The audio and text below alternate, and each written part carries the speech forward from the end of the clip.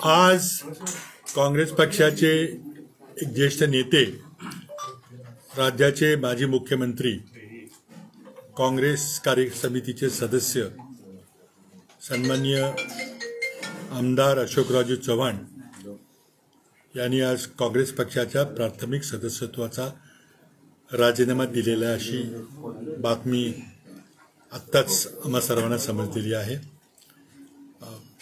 ही बातमी ऐकून भाजपकडून चालली असली तरी असं काही घडेल असं आम्हाला वाटलं नव्हतं, पण तो त्यांचा वैयक्तिक निर्णय आहे। त्यांच्यावर काय कंपल्शन होतं, त्यांना हा निर्णय घ्यायला कोणी बाध्य केलं आम्हाला वाटलं नाही। जाताना ते बाळासाहेबजी थोरात यांना सांगून गेले की आपण 11 वाजता उद्या म्हणजे आज 11 वाजता पुन्हा बसू आणि पुढे चर्चा चालू ठेवू। काँग्रेस पक्षाच्या वतीनं जागा वाटपाच्या समितीमध्ये त्यांची प्रमुख भूमिका होती आणि काँग्रेस पक्षाच्या नेतृत्वाने त्यांच्यावर प्रचंड मोठा विश्वास टाकला होता।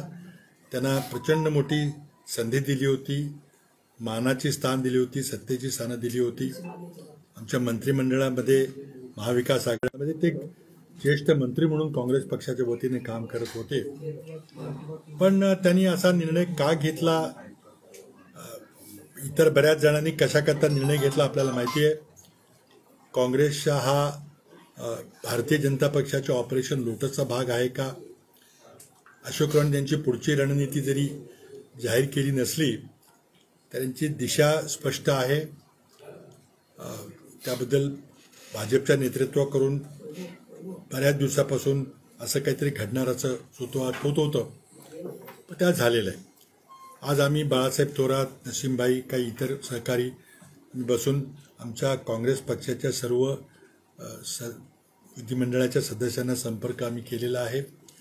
उद्या आणि परवा राज्यसभेच्या उमेदवारीचा अर्ज भरण्याच्या वेळेला विधिमंडळ पक्षाची मीटिंग घेतली जाईल। परंतु या सर्व परिस्थितीमध्ये आम्ही ज्या विधिमंडळाच्या सदस्यांचे नेत्यांची संपर्क साधलेला आहे, कोणीही त्यांच्याबरोबर कुठं जाणार नाही। मुद्दाम भारतीय जनता पक्षातर्फे वावड्या उडवल्या जात आहेत, अमुक गेले, तमुक गेले, नावं सांगली जात आहेत, पण त्यावर कोणीही काही विश्वास ठेवू नये। काँग्रेस पक्ष हा जनतेकडे न्याय मागायला जाणार आहे।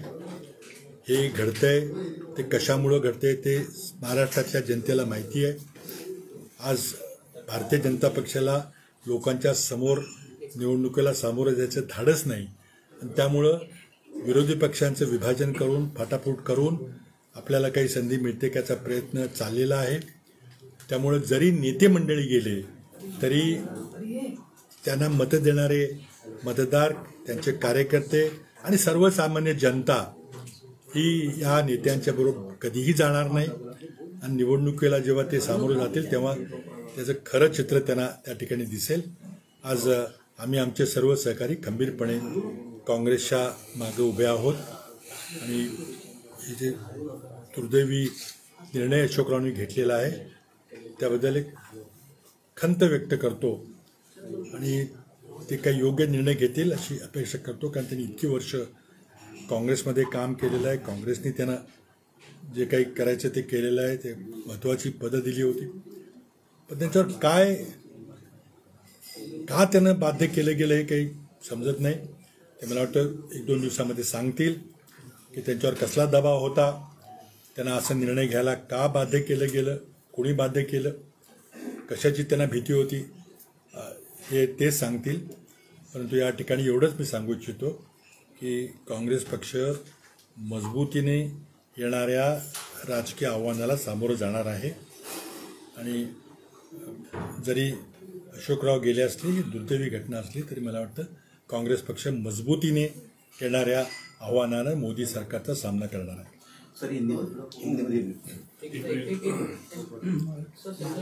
आज सुबह खबर मिली कि हमारे ज्येष्ठ सहकारी कांग्रेस पार्टी के वरिष्ठ नेता, राज्य के पूर्व मुख्यमंत्री, कांग्रेस कार्य समिति के सदस्य और जो महाविकास आघाड़ी के जो कोऑर्डिनेशन कमेटी के उसके भी एक अहम नेता अशोक राव जी चौहान ने पार्टी का इस्तीफा दिया है और अपने विधायक पद का भी इस्तीफा दिया है। खबर तो धक्कादायक है, चर्चाएं बहुत हो रही थी, लेकिन ऐसे कुछ निर्णय लेंगे ऐसी अपेक्षा नहीं थी, लेकिन उन्होंने निर्णय लिया है। उनकी क्या बाध्यता थी, उन पे क्या दबाव था, उनको क्यों ये निर्णय लेना पड़ा, इसके बारे में खुद ही वो बताएंगे। लेकिन जो भाजपा की रणनीति है, अगर जनता का समर्थन नहीं मिल रहा है तो विपक्ष को तोड़ो, विपक्ष के नेताओं को तोड़ो और किसी तरह से चुनाव जीतने की कोशिश करो। लेकिन देखिए, जो तेलंगाना में हुआ, कर्नाटक में हुआ, उसी की पुनरावृत्ति महाराष्ट्र में होने वाली है। एक ज्येष्ठ सहकारी के पार्टी छोड़ने से दुख तो हुआ है, लेकिन हमने आज सुबह सभी कांग्रेस विधायक दल के हमारे साथियों से बात की है, चर्चा चालू। कोई भी इस तरह का कोई निर्णय नहीं लेने वाला। ये सब अफवाहें भाजपा की ओर से फैलाई जा रही है कि कितने विधायक किसके संपर्क में हैं।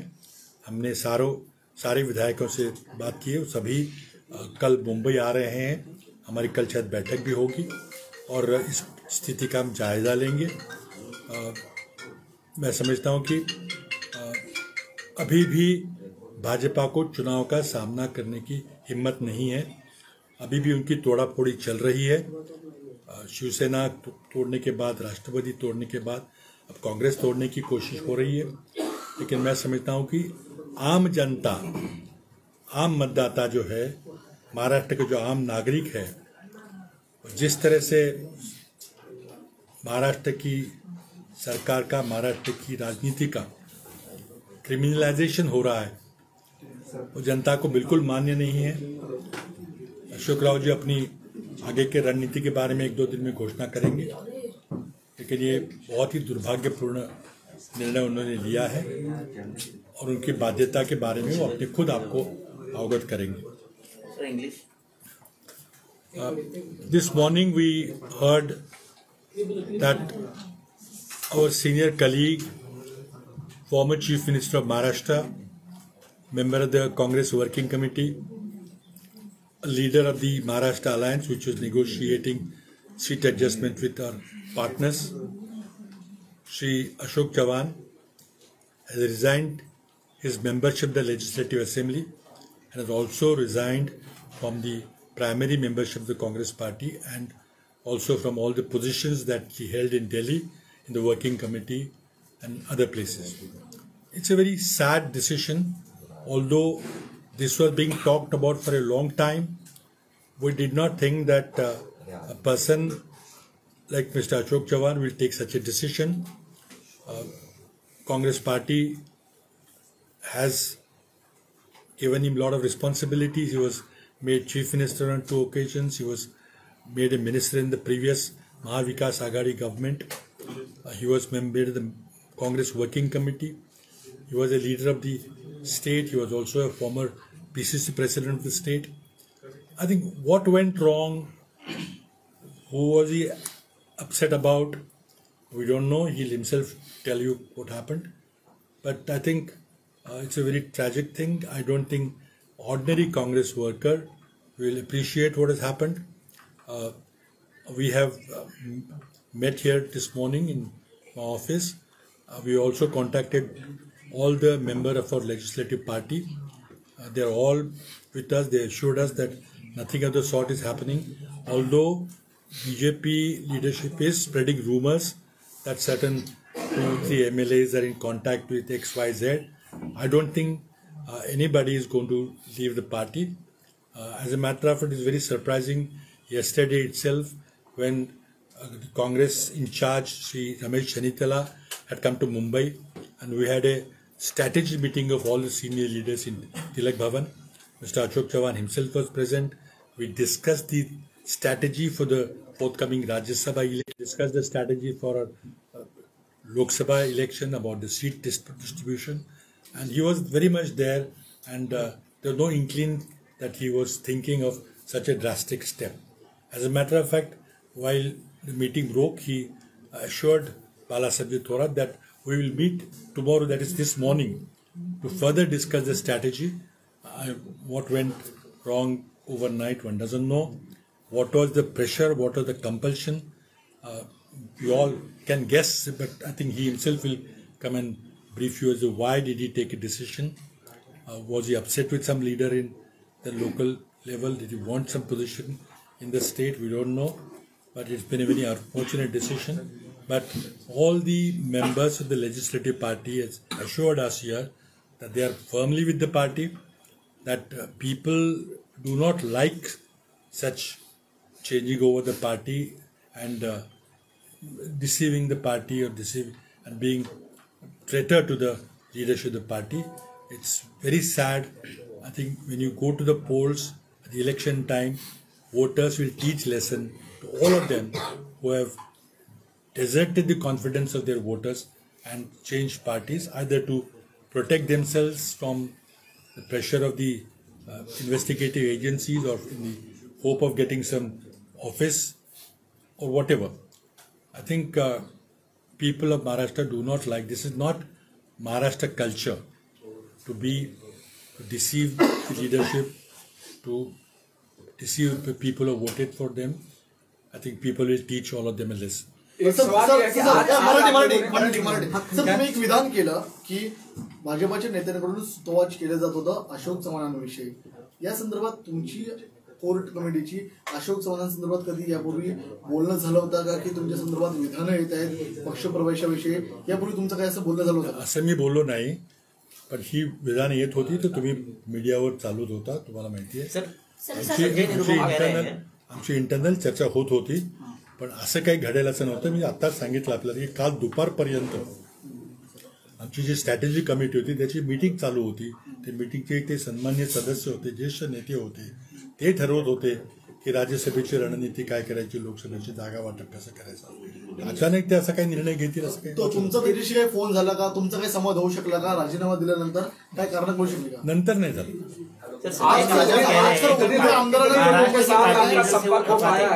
महाराष्ट्र के पार्टी लीडर है, उनसे वो नाराज चल रहे थे, खफा थे. इसके बारे में उन्होंने वरिष्ठ नेताओं को भी बार बार अवगत कराया था, बावजूद उसके कोई दखल नहीं ली गई. इसीलिए उन्हें आज पार्टी छोड़ने. देखिए, ये तो उन्हें पूछना पड़ेगा, इसकी हमें कोई जानकारी नहीं है.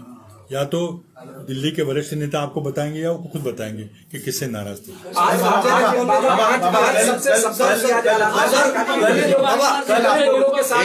आज संपर्क आप लोगों ने किया विधायकों के साथ, कितने विधायकों के साथ संपर्क हो पाया? और जिस तरीके के दावे किए जा रहे हैं कि 12 एमएलए करीब उनके साथ हैं, जिसमें कई पूर्व मिनिस्टर्स भी हैं जो वर्तमान में एमएलए. देखिए, हमने तो हमारे सारे विधायकों से कांटेक्ट करने की कोशिश की है. सभी ने अलग अलग तरीके से की है. ये अफवाह तो फैलाई जा रही है, आज पहली बात तो नहीं है. कई दिनों से चल रही, कोई 25 बोल रहा है, कोई 30 बोल रहा है, कोई 20 बोल रहा है, कोई 11 बोल रहा है. ये तो अफवाह चलाई जा रही है. लेकिन हमने तो अपने साथियों से, अपने विधायकों से संपर्क किया है. सभी ने हमें आश्वस्त किया है कि ऐसे कोई कहीं नहीं जा रहा है. लेकिन अब वो अफवाह उड़ाने वालों को चलाने दीजिए. साहब के बारे में भी इस तरह की बातें, अशोक चौहान साहब के बारे में इस तरह की जब खबरें आती थी मीडिया से, तो आप लोग कहते थे कि अफवाह है. लेकिन जो हमें जानकारी मिल रही है कि बीजेपी राज्यसभा के लिए अभी अपना चौथा उम्मीदवार उतारना चाहती है, और इसलिए वो कांग्रेस के कई नेताओं के, कांग्रेस के कई विधायकों के कॉन्टेक्ट में है. तो आपकी जब कांग्रेस में कल आपकी जो विधायकों की मीटिंग हो रही है, तो क्या विधायकों को एक साथ रखने की प्लानिंग भी होगी चुनाव तक? देखिए, भाजपा अपनी रणनीति तय करेगा, हम थोड़ी उनकी रणनीति तय करेंगे. उनको 3 चुनाव में प्रत्याशी उतारने, 4 उतारने, उनका निर्णय है. और उनको कोशिश करनी है अपने वोट बढ़ाने की, तो वो करेंगे, उसमें कोई मतलब नहीं है. हम अपने विधायकों की मीटिंग लेंगे. हमारे सीएलपी नेता बाला साहब थोराटे, उन्होंने मीटिंग का नोटिस जारी किया है. सबको लेके बैठेंगे और मुझे विश्वास है कि कोई अप्रिय घटना नाही घटेल.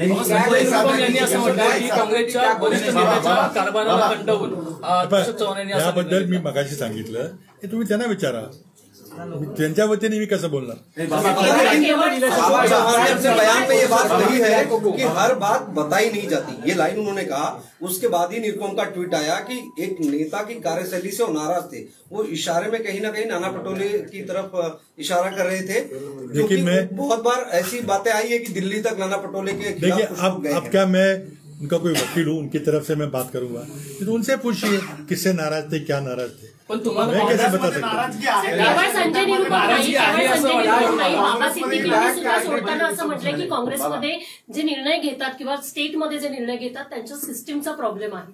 सो जे नेते सोडून चाललेत ते कुठे एक प्रकारे काँग्रेसच्या सिस्टीम बद्दल किंवा निर्णय कार्यपद्धतीबद्दल प्रश्न उपस्थित. हे पहा, कोण कशा कथा सोडून चाललेला आहे आपल्याला माहिती आहे. काही दिवसापूर्वी आपले आमचे एक ज्येष्ठ सहकारी माजी केंद्रीय मंत्री सोडून गेले, ते कशा कथा गेले, इतर कोणी कशा कथा गेले. आता यामध्ये फार खोलात जायची काही गरज नाही, सगळ्यांना माहिती आहे काय ते.